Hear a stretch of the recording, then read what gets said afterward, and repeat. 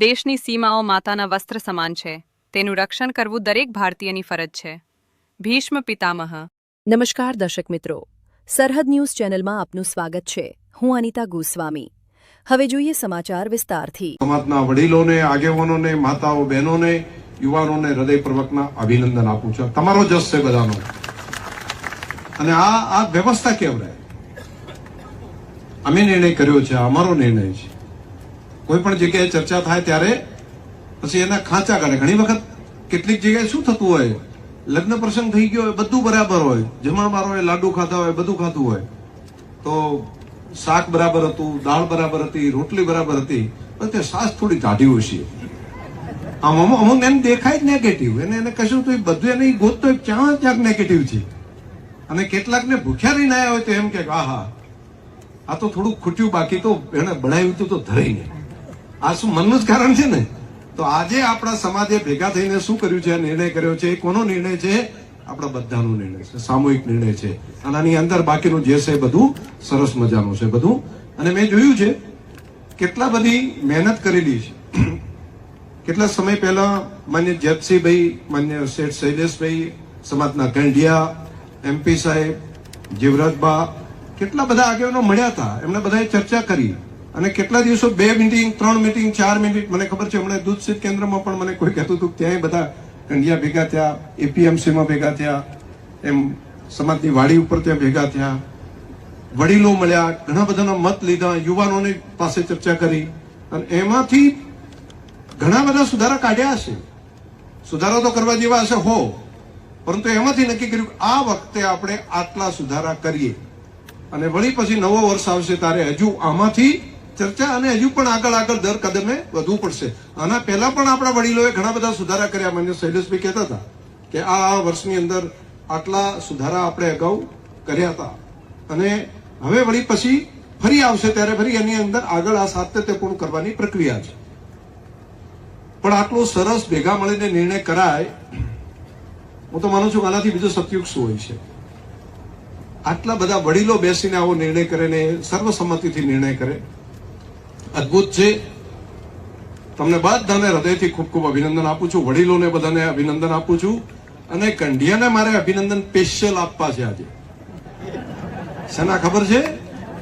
આ બધી ચર્ચાઓ ચાલતી હતી ને ત્યારે આ જે વાત થાય ને એમાં એક નિર્ણય, જે કડક નિર્ણય કર્યો આજે, તો એ કંઢિયાએ ભેગા થઈને કીધું કે તમે આ કરો. એ સમાચાર મને જેતસિંહભાઈને કીધા કે સામે ચાલીને કંઢિયાએ એમ કીધું કે તમે તાર કરો, કોઈ પણ પ્રકારનું વ્યસન નથી કરવું. અમે સામેથી કહીએ છીએ, અમે કોઈ પણ જગ્યાએ જઈને કોઈ નહીં કહીએ. આ નિર્ણય કરવા માટે આપણા વડીલોને, આગેવાનોને, કંઢિયાને પણ હૃદયપૂર્વકના ખૂબ ખૂબ અભિનંદન આપું છું. આ ખૂબ સારો નિર્ણય કહેવાય, બહુ મોટો નિર્ણય તમે કર્યો છે. એ માટે તમને વડીલોને, આગેવાનોને પણ ખૂબ હૃદયથી વંદન કરું છું. તમને બધાને અભિનંદન કરું છું. આ મોટું મન હોય ત્યારે જ થાય ને, બાકી ના થઈ શકે. એટલે માં અર્બુદાની અને રાજેશ્વર ભગવાનની કૃપા છે કે આપણે બધા આ પ્રમાણનો નિર્ણય મક્કમતાપૂર્વક આપણે બધા કરીએ ગયા. બીજું વખાણ કરવા તો મને ખૂબ આમ કહી શકાય એટલા બધા છે, પરંતુ હવે તમે આમાંથી જે જમા પાછા જે આવ્યા હોય બધાની ચર્ચા કરવાની. એમાંથી આ હારું થયું, આ હારું થયું, આ હારું થયું, પછી અહીંયા જે નારાયણે આમ કીધું તો નારાયણે એમ કીધું ને એવી વાતો ના હોય. આ નિર્ણય છો એની ચર્ચા હોય. આ જે નિર્ણય બધાએ સર્વસંમતિથી કર્યો ને એની ચર્ચા બધી જગ્યાએ કરવાની અને બહુ સરસ સારા વાતાવરણમાં થયું છે બધું. ખર્ચા બાબતમાં મારે બધાને કહેવું છે, MP સાહેબ છે, બાકી બધા વડીલો છે, મારે એક વાત કરવી છે. દુનિયામાં આ બંધારણનું ચાલતું હતું ત્યારે મેં વાત કરી કે ખરેખર લગ્નના ખર્ચા દુનિયાભરમાં ક્યાંક ક્યાંક કેવા થતા હશે. તો દુનિયાના દેશોમાં જે પૈસાદાર છે, દેશો સક્ષમ છે, જેને આપણે ડેવલપ કન્ટ્રી કહીએ છીએ, એ બધા લગ્નનો ખર્ચો કેટલો કરે છે. મેં ખૂબ લોકોને પૂછ્યું અલગ અલગ. મેં કીધું અહીંયા સમાજમાં જાય છે તો આપણે તો એકલા આપણી વાત કરીએ છીએ, આખી દુનિયા સી રીતે ચાલે છે. તો દુનિયાની અંદર નિયમ એવો છે કે 90% ખર્ચો શિક્ષણમાં કરે, 10% ખર્ચો લગ્નમાં કરે. માની લો કે દીકરાને ભણાવવા માટે 1 કરોડનો ખર્ચો જે કરે, કે દીકરીને ભણાવવા માટે 1 કરોડનો ખર્ચો કરે, તો એ 10 લાખ રૂપિયાનો ખર્ચો લગ્નમાં કરીએ. આપણે તે ઉલટું છે, આપણે ઉલટું કરતા હતા. આપણે લગ્નમાં 10 લાખનો ખર્ચો કરે અને ભણાવવામાં લાખ રૂપિયા ખર્ચવામાં કાઠું પડે. ક્યાં એટલી બધી ફી કરવી, ક્યાં આટલું બધી વ્યવસ્થા કરવી? તો આપણી પ્રગતિ ન થવા પાછળના જે અલગ અલગ કારણો છે એમાંનું એક કારણ આ પણ છે કે આપણે એમાં બદલવું પડે કે આપણે આપણી નવી પેઢીને જ્યાં છે અહીંયાથી થોડી આગળ લઈ જવી હોય તો એમાં શિક્ષણ પ્રત્યે ભાર આપો. એમાં શિક્ષણમાં વ્યક્તિગત રીતે પણ કરો અને સામાજિક રીતે આ સંસ્થાઓ બને છે એમાં પણ યોગદાન આપો, તો આપણે આ બધા કામમાં આગળ વધારી શકશું. એટલે આ કામ ગણિત મારવું હોય તો આવું મારવાનું. કોઈને લાગે કે મારે મંડપનો 4 લાખનો 5 લાખનો ખર્ચો, જમણવારનો 4 લાખનો ખર્ચો, બીજો એમ કરીને 15 લાખનો કરું, તો પછી એવું નક્કી કરી નાખવાનું કે 15 લાખનો ખર્ચો કરું તો મારે 1.5 લાખ રૂપિયા, 1.5 કરોડ રૂપિયાનો ખર્ચો મારે છોકરાને ભણાવવો હોય. ઈ છોકરાના લગ્નમાં હો, દીકરીના લગ્નમાં દીકરીને 1.5 કરોડનો ખર્ચો કર્યો તો 15 લાખનો ખર્ચો કરાય, બાકી એટલો જાજો ખર્ચો કરાય નહીં. અને ખર્ચો કરીને જેવું પતી ગયું, એક દાડો બધું કે જબર કર્યું હોય, જેટલા આવે એટલું બધું બોલે બહુ સારું કર્યું, જબર ખર્ચો કર્યો, જબર મંડપ બાંધ્યો, જબર જમણવાર હતો. એક જ દાડો, બીજે દાડે વાત બધા ભૂલી જાય, પછી બીજે જબર કર્યું હોય બીજાનું કે. તો એક દાડાના 12 કલાકમાં 10-15 જણા આપણે જબર જબર બોલે, એના માટે કરીને 20-25 લાખ રૂપિયા ખર્ચી નાખવાના. વિચારવા જેવું છે. એટલા માટે હું કહું છું કે આજે જે સમાજના આગેવાને જે સુધારો કર્યો છે એને હું ખૂબ સમર્થન કરું છું કે આ સાચા રસ્તા ઉપર આપણે નિર્ણય કર્યો છે. વ્યસન બંધ કરવાનો નિર્ણય કર્યો, તમામ પ્રકારના વ્યસનને. આજે નહીં ખબર પડે, 20-25 વર્ષ પછી, 40 વર્ષ પછી આવનારી પેઢીઓની ખૂબ મોટી સેવા વડીલો તમે કરેલી ગણાશે. આ આજે કરેલો નિર્ણય બહુ મોટો નિર્ણય છે. નહીતર જે દિશા જતી હતી એ દિશાને પકડી એને અટકાવવાનું કામ કર્યું કે ના, એ જો વ્યસનની અંદર આપણે જતા રહીશું તો કોઈ રીતે બચવાની જગ્યા નથી. આજે તમે એક રિસ્ટ્રિક્શન કર્યું છે. આ નિર્ણયને પણ ખૂબ હૃદયથી અભિનંદન આપું છું. આ બે કામ તો બહુ સરસ કર્યા. ખર્ચો ઓછો કરવાનું કામ, વ્યસન બંધ કરવાનું કામ, અને ત્રીજું દીકરા અને દીકરીને ભણાવવાનું કામ.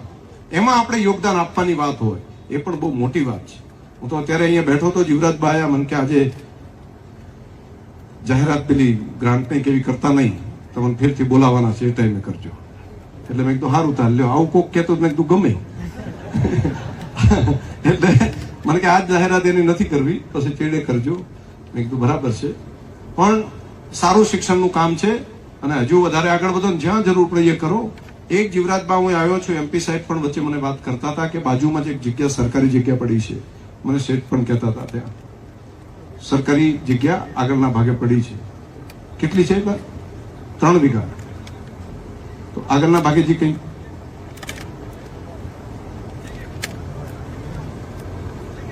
એટલે બહુ સરસ જગ્યા છે, 1 એકર જેટલી છે ને બહુ મોંઘી જગ્યા છે. આ મોકો છે,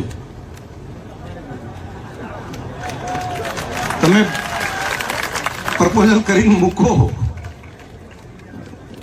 મૂકી છે ને તો આગળ વધારશું એનું. બાકી ચર્ચા લાંબી મારે કરવી નથી, પણ આટલું જ ટૂંકમાં કહું છું કે આ સમય છે, આગળ વધો, સમયનો લાભ પૂરેપૂરો લઈ અને સમાજને બાકી બધાનું એનું હિત થાય.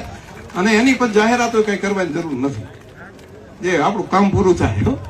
શું આજે વડીલોએ પણ બાકી ખૂબ સરસ વિષય પેલો મૂક્યો છે, એ પણ ખૂબ સારું કામ થાય અને બહુ સારું એક કામ થઈ જશે બધું.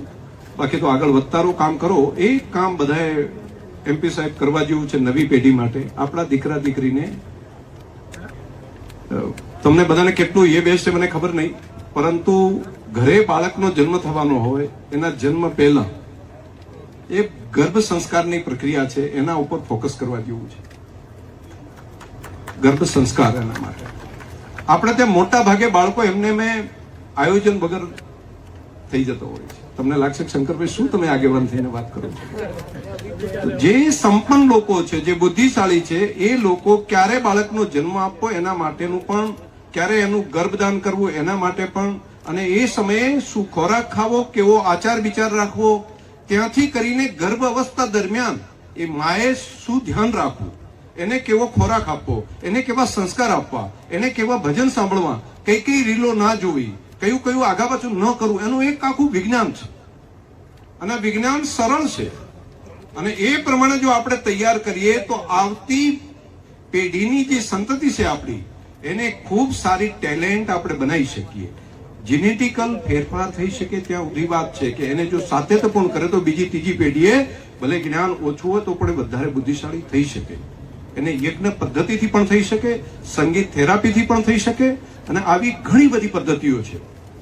આ વખતે જો આમાં આગળ વધવું હોય તો આપણી બહેનોને ડેરીમાંથી કેટલીક મહિલા બહેનો દ્વારા એક અભિયાન તરીકે આગળ કામને લઈએ અને ગર્ભ અવસ્થા દરમિયાન એને શું શું ધ્યાન રાખવું, શું શું ખાવું, શું વ્યવસ્થા કરવી, સાસુનો વ્યવહાર કેવો હોવો જોઈએ, પતિનો વ્યવહાર કેવો હોવો જોઈએ, એમણે કેટલી કેટલી બાબતમાં કાળજી લેવી, કેવો ખોરાક લેવો, એ બધું એક આખું વિજ્ઞાન છે. અને જો આજે ચાલુ કરીએ તો આપણે જે દિવસે ન હોઈએ ત્યારે પણ આપણો આત્મા ગૌરવ લઈ શકે એવડું મોટું એક કામ થશે. એના પેઢીઓ સુધી એના પરિણામ મળશે. મારી વિનંતી છે કે એક વખત આ દિશામાં ફોકસ કરો. ખૂબ મોટું બદલાયેલું લાગશે, ખૂબ મોટું બદલાયેલું લાગશે, અને બિલકુલ સરળ છે, બિલકુલ સહજ છે. મેં હમણાં એક રાની અંદર આપણે ટીડીઓ બેન છે તો એમને સાથે રહીને એક પ્રયોગ ત્યાં આગળ ચાલુ કરાયો છે, રામાં ચાલુ કર્યું છે. ગાયત્રીમાંથી પણ, ગાયત્રી પરિવારમાંથી પણ ખૂબ સરસ એ વ્યવસ્થા થાય છે. અને આપણી ચિલ્ડ્રન યુનિવર્સિટી છે, એમાં એક આખો સિલેબસ તૈયાર કર્યો છે, એનો અભ્યાસક્રમ. તો આ વ્યવસ્થા આપણે કરી શકાય એવું છે. હું મારો પોતાનો અનુભવ કહું છું. મેં મારા દીકરાના જન્મ વખતે આ બાબતમાં ધ્યાન રાખ્યું હતું, સંગીત થેરાપી અને બાકી શ્લોકની વ્યવસ્થા. હું એનું બ્રેન જોઈ શકું છું, એને અલગ, એને બાકી બાળકો કરતા હું એને ઘણી બધી પ્રગતિ એની અંદર મને દેખાય છે. એટલે હું પ્રત્યક્ષ રીતે પણ કહું છું કે આ કામ કરવા જેવું કામ છે. આપણા સંતાનો માટે, આપણા પેલા માટે જો આપણે ધ્યાન રાખીએ તો એક કાળજી આ બાબતે પણ રાખવી. જ્યારે પ્રેગ્નન્ટ માતા હોય એ વખતે ઘરની અંદર ઝઘડાવાળું વાતાવરણ ન કરાય. માતા સગર્ભા છે તે વખતે આપણે એને ગરમ થઈને બહુ ઝઘડાવાળી વાતાવરણ કરશો, એની અસર બાળક ઉપર થશે. એ બાળકનું મગજ છે એ ટાઈમથી કંઈક વિચારતું હોય છે. અભિમન્યુ કોઠાની અંદર કોઠા વિદ્યા શીખ્યો તો આવું મહાભારતમાં આપણે સાંભળ્યું હતું ને, પણ એ ખોટી વાત નથી. એને ત્યાં બેસીને ઘણું બધું જ્ઞાન પણ પ્રાપ્ત કરી શકે છે. એટલે બ્રેન ડેવલપ થવાનું કામ સગર્ભા અવસ્થા દરમિયાન થાય છે. તો હવે જે વિચાર કરીએ તો બાકીના શિક્ષણની સાથે સાથે આ કામને પણ આગળ વધારો. આપણે અહીંયા શિક્ષણના સંકુલો ખૂબ મોટા તૈયાર થઈ રહ્યા છે. ભણવા માટે ગાંધીનગર કે બહાર ન જવું પડે એવી ઘણા બધા ઇન્સ્ટિટ્યૂટ આપણા વિસ્તારમાં લાવવાનો સંકલ્પ કર્યો છે. અને એમાં દરેકે દરેક જ્ઞાતિ સમાજને ફાયદો થવાનો છે. તો અહીંયા પણ આપણા દીકરા દીકરીઓ હોય એ ઇન્સ્ટિટ્યૂટમાં રહીને, અહીંયા હોસ્ટેલમાં ભલે રહે પણ ત્યાં રહીને ભણી શકે એવી વ્યવસ્થાઓ આપણે કરવા જઈ રહ્યા છે. તો એનો પણ ખૂબ મોટો ફાયદો થશે. ખૂબ અભિનંદન. ઘણા બધા સમાજોએ સારા સારા કામ કરીને સુધારા કર્યા. એ તમામ જ્ઞાતિ સમાજોને પણ આપણે આજે અંજણા ચૌધરી સમાજ અભિનંદન આપે છે કે ભાઈ તમે પણ જે સુધારા કર્યા છે એના માટે તમને બધાને ખૂબ શુભકામનાઓ. અને આપણે આ વાત જે વડીલોએ કરી છે એ બધા અલગ અલગ પરગણાની વાત છે, એને આપણે બધા ભેગા મળીને જાળવી રાખીએ. આ શબ્દ પડવા નહીં દો ને, અંબાળી રાખશો ને? તો જરા બે હાથ ઊંચા કરીને બોલો, અર્બુદા માત કી, રાજેશ્વર ભગવાન કી, સનાતન ધર્મ કી, ગૌ માતા કી. બધાનો હૃદયથી ખૂબ ખૂબ આભાર. જગતાબાનો આત્મા આજે ખૂબ રાજી થયો હશે કે અમે શિક્ષણનું સંકુલ બનાવ્યું, એની અંદર સમાજે બેસીને ખૂબ સારો નિર્ણય કર્યો. ખૂબ ખૂબ આભાર. ધન્યવાદ.